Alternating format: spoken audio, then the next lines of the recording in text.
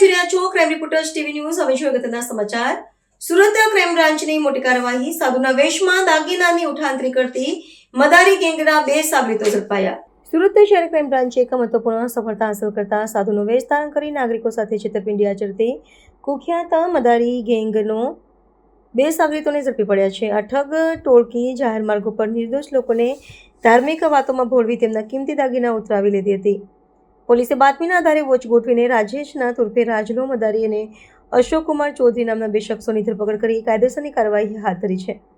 આ ગેંગની ગુનાહિત પદ્ધતિ અત્યંત શાતિર હતી. આરોપીઓ વૈભવી કારમાં ફરીને રસ્તે જતા રાહદારીઓને કોઈ આશ્રમ કે ગૌશાળાનું સરનામું પૂછવાના બહાને રોકતા હતા.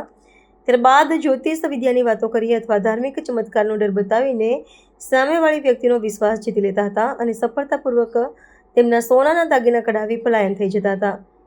ધરપકડ કરાયેલા આરોપીઓ પાસેથી પોલીસે સોનાની રુદ્રાક્ષની માળા, વીંટીઓ, 2 કાર, રોકડ રકમ અને મોબાઈલ ફોન મળી કુલ ₹8,71,780નો મુદ્દામાલ કબજે કર્યો છે. વિશેષમાં તેમની પાસેથી પોલીસ લખેલી એક પ્લેટ મળી આવી છે, જેનો ઉપયોગ તેઓ ગુનાખોરી દરમિયાન રસ્તામાં રોકવામાં આવે તો પોલીસો ઓળખ આપી બચવા માટે કરતા હોવાની પ્રબળ શક્યતા છે. પોલીસની સઘન પૂછપરછ દરમિયાન આરોપીઓએ ચોંકાવનારી કબૂલાત કરી છે કે તેમણે માત્ર સુરતમાં જ નહીં પરંતુ ગુજરાત અને મહારાષ્ટ્રના વિવિધ શહેરોમાં પણ આ જ પદ્ધતિથી કુલ 21 જેટલા છેતરપિંડીના ગુનાઓને અંજામ આપ્યો છે. આંતરરાજ્ય ઠગ ટોળકીના પર્દાફાશથી અનેક વણ ઉકેલાયા ગુનાઓનો ભેદ ઉકેલાયો છે. હાલ ક્રાઇમ બ્રાન્ચ દ્વારા ગેંગમાં અન્ય કેટલા લોકો સંડોવાયેલા છે અને તેમણે અન્ય કોઈ સ્થળોએ નાગરિકોને શિકાર બનાવ્યા છે કે કેમ તે દિશામાં વધુ તપાસ ચલાવવામાં આવી રહી છે.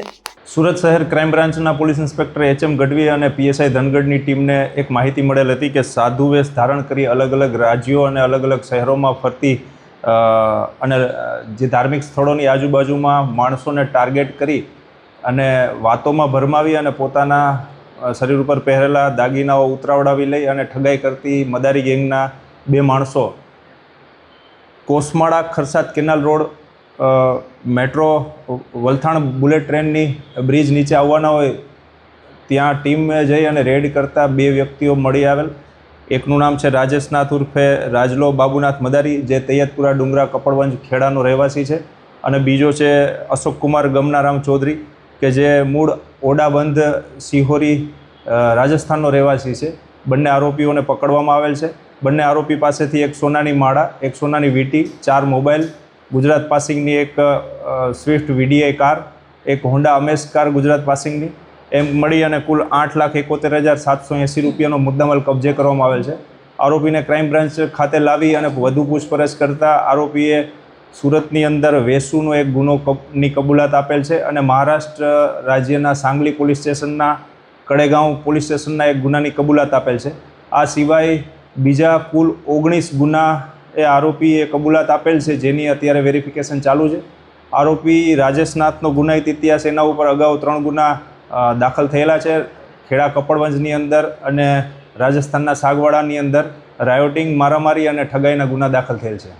સર, આરોપીઓ એમાં શું છે, લોકોને કેવી રીતના છેતરતા હતા અને દાગીના પડાવતા? આર્થિક તંગી જે લોકોની નબળી હોય અને મંદિરની આજુબાજુમાં કોઈ આશ્રમનું અથવા ગૌશાળાનું એડ્રેસ પૂછી અને આરોપીઓ વ્યક્તિને લલચાવે અને પોતે ભંડારો કરશે અથવા ગૌશાળાની અંદર દાન આપશે એવું કહી અને આરોપી પાસેથી પહેરેલા દાગીના અને વીંટી, ચેન એ ઉતરાવડાવી લઈ ઠગાઈ કરવાની એમો ધરાવે છે.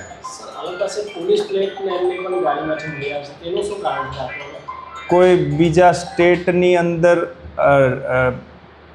પેલું બોર્ડર ઉપર કોઈ વધારે ચેક ન કરે એના માટે એમણે રાખેલી છે. અત્યારે પ્રાથમિક તપાસમાં એવું જાણવા મળે છે.